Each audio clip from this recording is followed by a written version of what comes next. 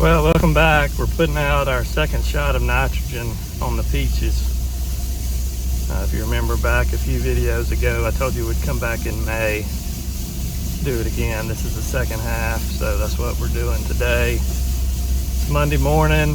We did get some rain on Sunday. It was not a lot, but it doesn't take a lot to keep it wet. And I think it was about 3/10, which, could have been a whole lot more. We're trying to dodge some more rain showers today. If we can do that, I think we got about 48 hours maybe until next rain chance comes. So Tuesday and Wednesday are going to be important for us to try to get done what we need to get done. I think the sun may come out on Tuesday, which will help. But we can do this today in the peaches because it doesn't stay wet here.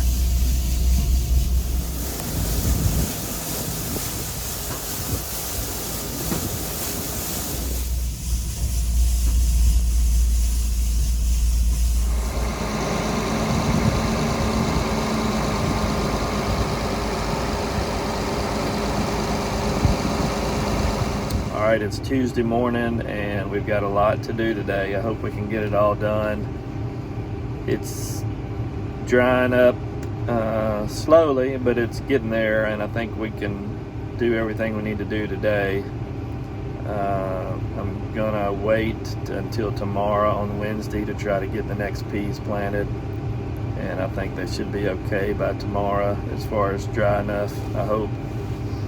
So we're going to be bouncing around from tractor to tractor and implement to implement, doing some different things today. We're going to be plowing the middles between the plastic. We're putting out the second round of pre-emerge with my hood only on the oldest melons. We're doing the plow between the plastic on everything. We will come back after the hood and do my little do-all between the plastic everywhere where we've put out the pre-emerge.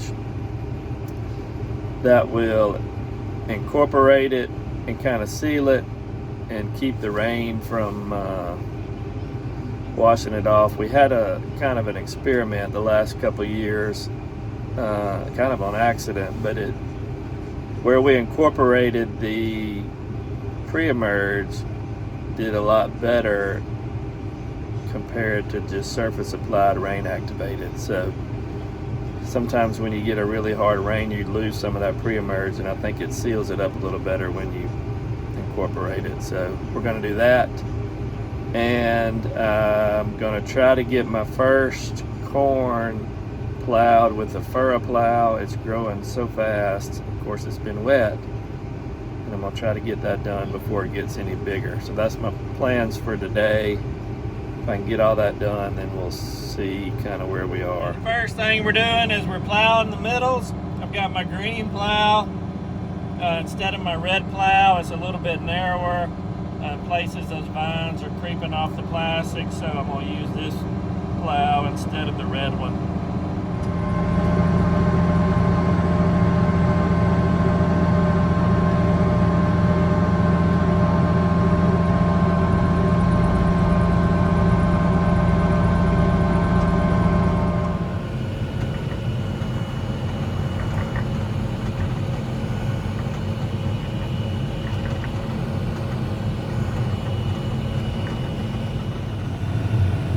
All right, now we've got my little do-all with the basket in the front and the Hera fingers in the back. This will be the last trip over.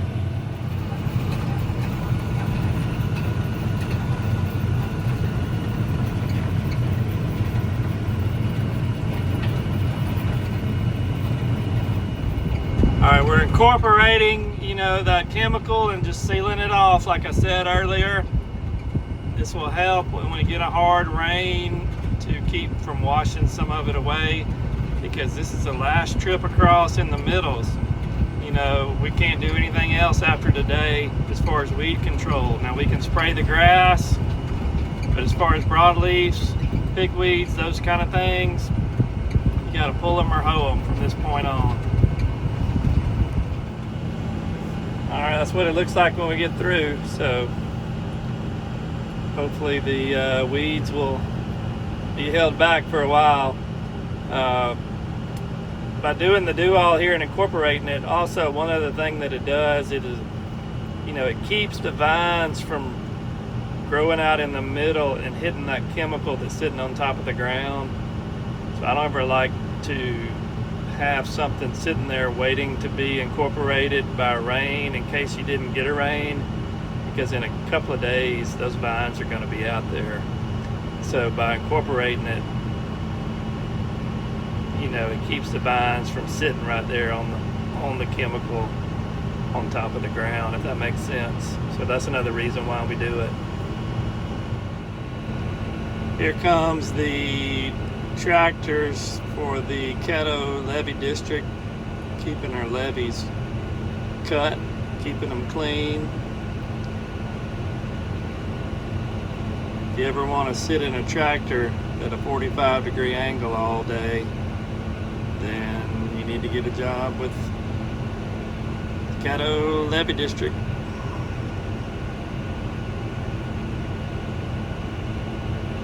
Alright, now we're going to put the furrow plow here in the biggest corn.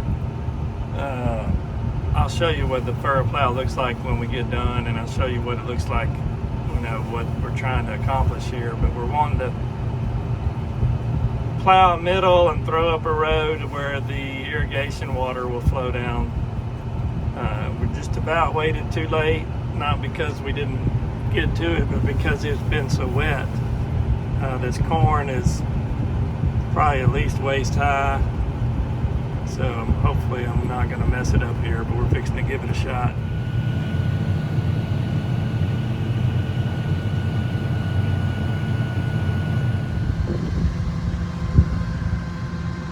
Alright, if you can tell, it makes a, kind of a pretty big furrow,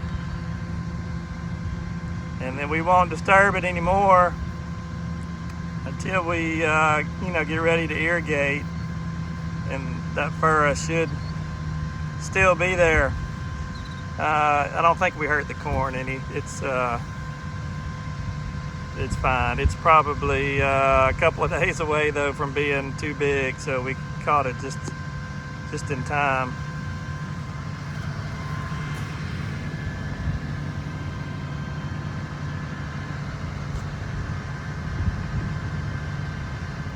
If you didn't have those furrows, when you water with the poly pipe, the water would want to skip over and to a different row, and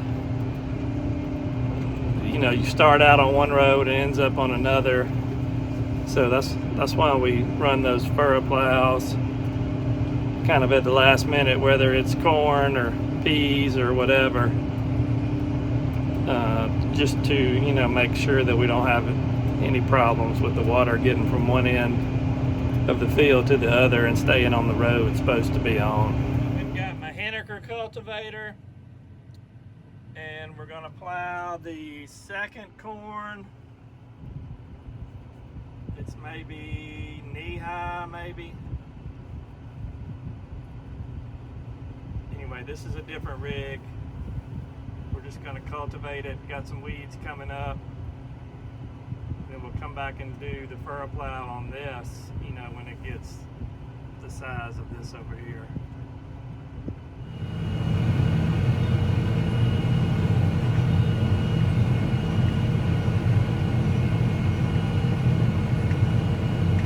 It's got sweeps. Got a coulter and the gauge wheels in the front. Sometimes I use this, sometimes I use a rolling cultivator. This is the furrow plow. Got two gauge wheels in the front. We got these middle busters with the little gauge wheels running right in front of them. So this does 8 rows at a time, and my Henniker does 4 rows at a time. All right, we're at a stopping point, so I'm gonna call it a day. I'm planning on starting real early in the morning. We've got more rain chances Wednesday about dark. So I've got to prioritize what I need to do on Wednesday. and it's going to be a long day. Just like today, we're going to be jumping around from one thing to another. So I will see y'all early Wednesday morning.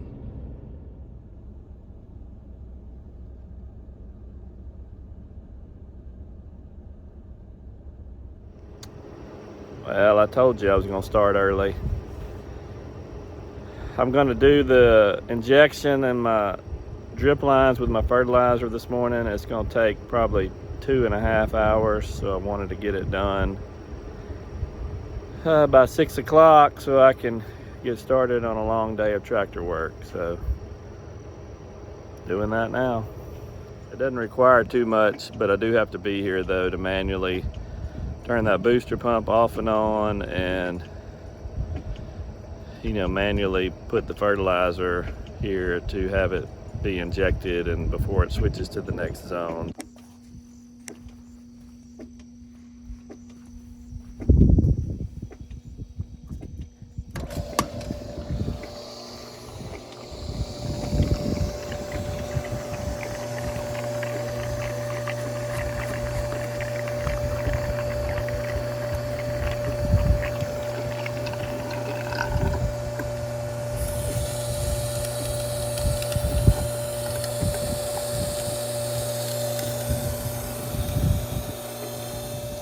I've got a certain amount of fertilizer that I know needs to go in each zone for the rest of the season based off of how much I've put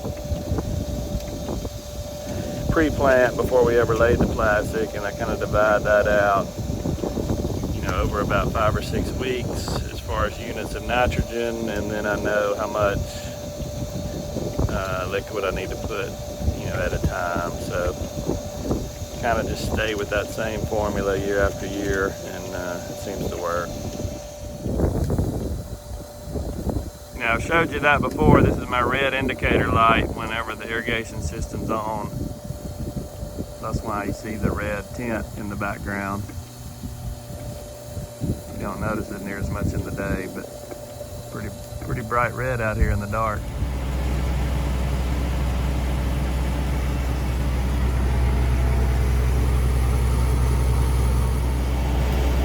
All right, first thing on the agenda is we're going to do some spraying. I'm going to do an insecticide on these oldest peas. Once they put on a few true leaves, they can get kind of thrippy from thrips. So I like to hit them with an insecticide shot about at this stage where they are. And we'll do every pea planting that way. Once they get up with a few true leaves, we'll hit them with an insecticide. So that's what we're going to do first. Then I'm going to switch to some burn down on some of my late crops. When those little pea plants get thrips on them, those leaves will start kind of crinkling up and shriveling up in places.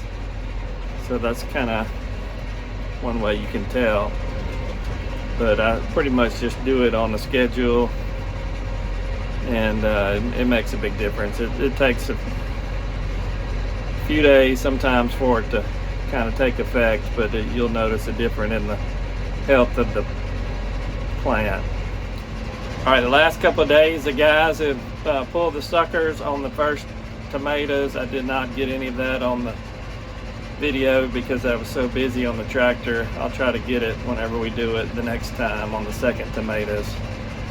And we've also were doing the string on the youngest tomatoes today. Hopefully this week we'll get the first cucumbers and the second bell peppers planted. They're not quite ready in the greenhouse, but today's Wednesday, so hopefully we can get them done this week. Okay, we moved down to a different location here in my late crops, and I've got all the rows set up, but I was going to re-hip it, but it's still a little sticky, but I need to spray it because we've had so much rain. All the grass and weeds are coming on pretty strong, so but I'm only going to be able to do part of it today because of the wind. Got my neighbor's wheat right in the middle on both sides, so I'm going to do what I can with the south wind this morning, and then the wind's supposed to switch out of the north in the next day or two, and I'll come back and finish the rest. That's what it looks like. It's got a bunch of grass and weeds about 2 or 3, 4 inches tall. That's the wheat over to the left. I'm on the north side of the wheat, and I've got some more on the south side of the wheat, so I've got to keep it off of it. And then the peach trees are way down there, so I have to be careful of that too. I've got a good bit of drift control in here with what I'm spraying. That drift control product just kind of thickens it up and keeps the droplets from drifting. Now it's not 100%. You still have to be careful, but it certainly helps and makes a big difference. I really didn't want to have to spray this now because I'm going to have to probably come back and do it again, but I was worried about it getting away from me, especially not being able to re-hip it right now. And rain tonight maybe, rain tomorrow maybe, and of course it's been plenty wet. You've heard me say that plenty of times. We got to put out fertilizer down here and a lot of different steps, hip and incorporate some soil insecticide and re-hip and roll, so there's a lot of steps, but I just don't want it to get away from me, so go ahead and try to get this knocked back, and at least I won't have to be in such a rush to get down here before the weeds take over. We're probably going to plant sweet potatoes and my late melons usually around the end of May, so I have to have it all ready before then, which gives us about 3 weeks. But like I said, it's a bunch of steps, and you do what you can when you have an opportunity, because if it's wet, you delayed on it, obviously.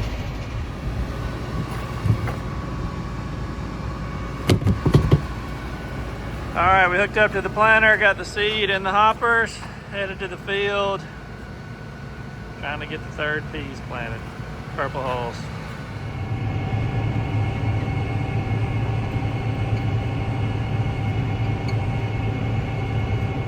All right, we got it planted. This is on the south side of the plastic field, so the wind today is blowing that way from south to north.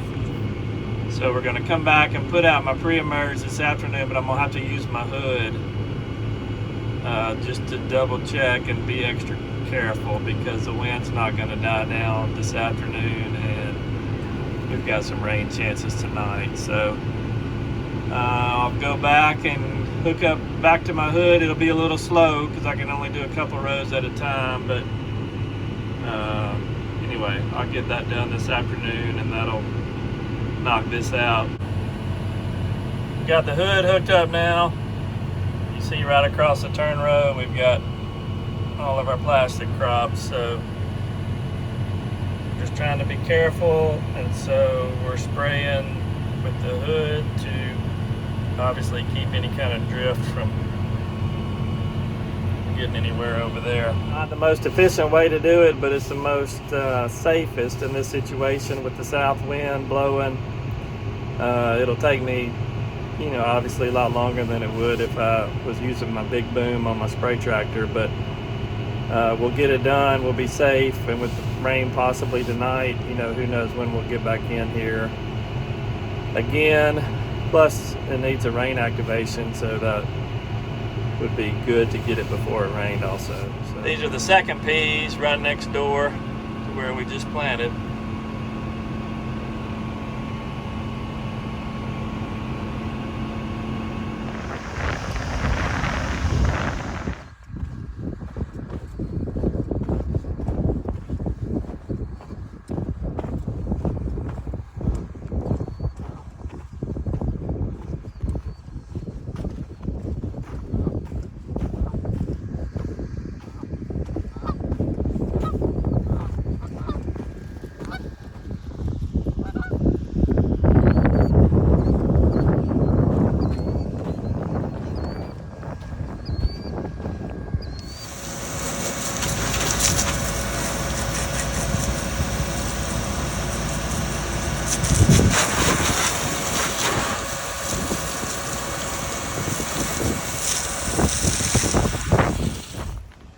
we're gonna clean the planter out too today. I do that every time I get through.